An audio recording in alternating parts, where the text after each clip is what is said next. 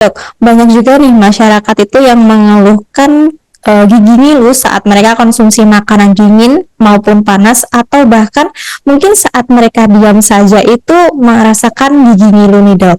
Nah, Ya, katanya betul. kalau gigi ngilu itu adalah tanda-tanda dari gigi sensitif. Untuk pembukanya bisa dijelaskan terlebih dahulu dokter Ardi, sebenarnya apa sih yang dimaksud dengan gigi sensitif? Silahkan. Ya, jadi yang pertama saya ingin menjelaskan tentang struktur gigi. Jadi struktur gigi itu secara umum ada beberapa lapisan. Nah, jadi lapisan luar dari gigi mahkota gigi itu yang namanya email. Email itu kalau dalam kehidupan kita biasanya seperti jaket lah ya. Jaket itu melindungi dari dingin dan sebagainya. Strukturnya dia itu 90% air, kemudian bangun apa namanya zat-zat yang membentuk tulang. Jadi dia seperti jaket. Kemudian di dalamnya email itu namanya dentin. Jadi batangnya gigi itu namanya dentin. Dentin itulah yang memiliki tubulus namanya. Jadi saluran-saluran yang menghubungkan masuk ke lapisan yang terdalam lagi namanya pulpa. Pulpa itu pembuluh. Di situ rongga yang isinya di situ adalah pembuluh saraf, pembuluh darah dan sebagainya. Nah, tapi dilapisi oleh email. Kalau di akar dilapisi dengan sementum namanya. Sementum ini berbeda dengan email. Dia juga pelindung tetapi tipis.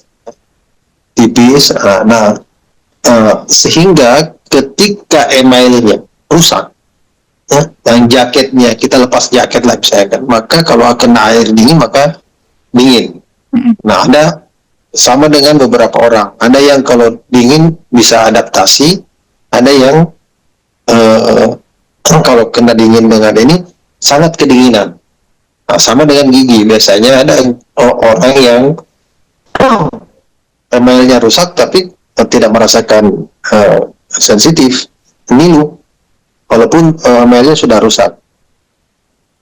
Ada yang sangat sensitif ya, jadi misalnya kena dingin sedikit atau kena air manis bahkan atau kena apa namanya itu air dingin panas, itu biasanya dia langsung apa namanya bereaksi dingin karena hawa itu atau masuk ke dalam rangsangannya, masuk ke dalam sensornya, masuk ke dalam tubulus dentinans teman.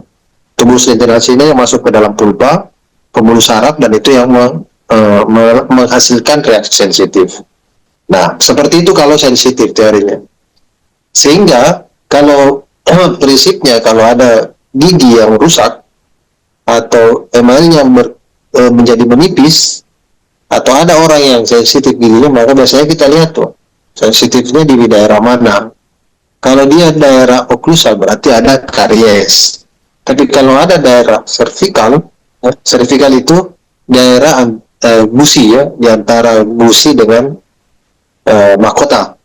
Biasanya di situ berarti ada di situ karena sudah terbuka gusinya. Jadi kalau dia daerah sementum terlihat langsung udara, akarnya terlihat, biasanya itu karena tadi yang saya bilang bahwa di sementum itu email tidak ada tipis pelindungnya, sehingga sangat mudah ketika kena air dingin dia menjadi sensitif. Nah, atau di situ terjadi kerusakan email di antara namanya semento enamel calcium. Jadi hubungan antara email itu di situ yang paling sering.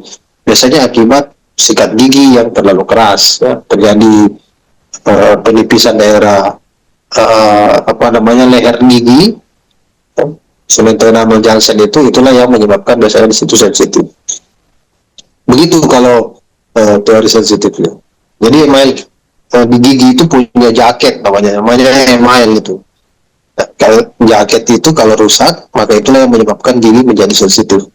Ukuran sensitif seseorang biasanya ada berbeda-beda. Ya. Ada yang sangat sensitif, ada yang tidak, ada yang seperti itu, Mbak. Mm-mm. Oke.